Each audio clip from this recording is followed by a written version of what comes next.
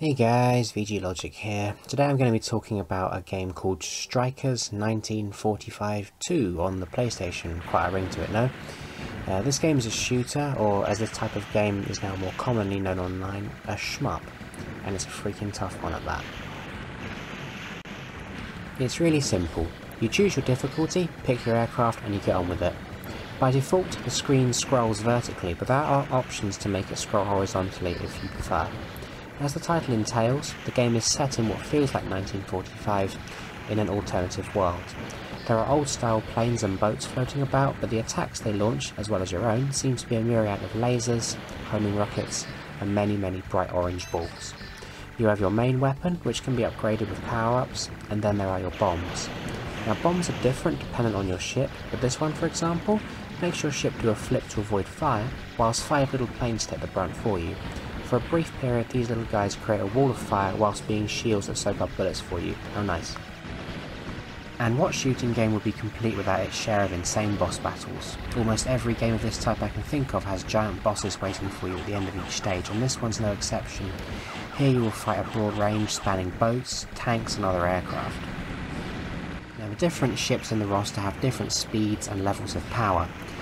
This one is the default ship, and I think it's good because it fires homing missiles along with its main gun. It means you don't have to always go nose to nose with your enemies to hit them.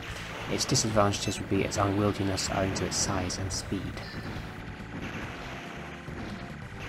Anyone who has stepped foot into an arcade will see games like this. Countless types and variants, and one could be forgiven for asking what's so different about them all. What's the appeal? Well, I could make an entire video about different kinds of shmup, but there are a few variables and variants, and the most popular right now seems to be the bullet hell variety. Now I personally can't help but think it's the most popular just because bullet hell sounds badass, but as far as I understand it, it means nothing more than the screen just gets filled up with bullets. Another thing I tend to associate with this type is the tiny hitbox for your ship, something your ship does not have here. This is where the difficulty comes from. Your ship in this game is feeble. One hit is normally enough to kill you, and when you have such a fat plane with a massive hitbox, you simply can't weave in and out of the bullet patterns coming at you. The much safer option is getting out of the way entirely, but that also implies you know what's coming already.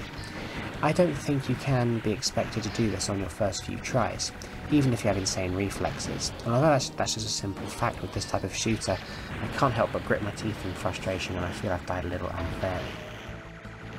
I'm not picking on this game for being this way. One of my favourite games on the whole PlayStation library is G-Darius, which I've already done a video for.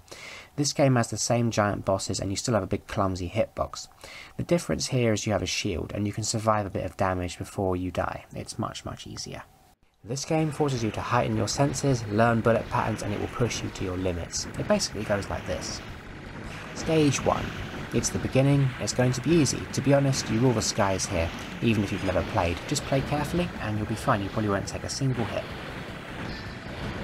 Stage 2. It's harder, more ground targets, and the boss will take you off guard if you aren't paying attention.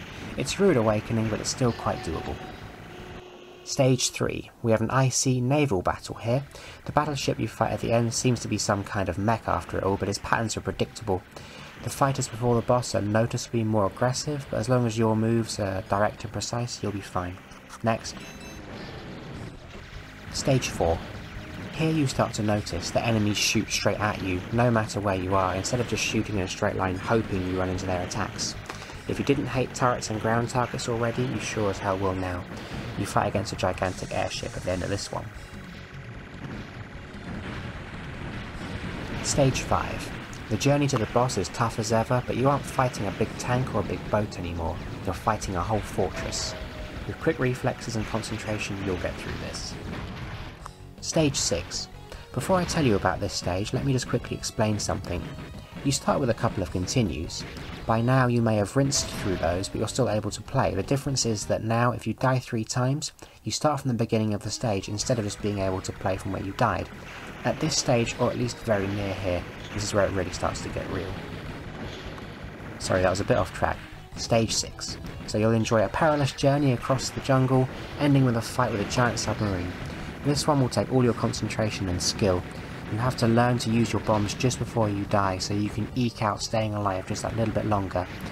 This will take it out of you, and it's a huge jump in difficulty. Providing you aren't tearing your hair out yet, you should prevail.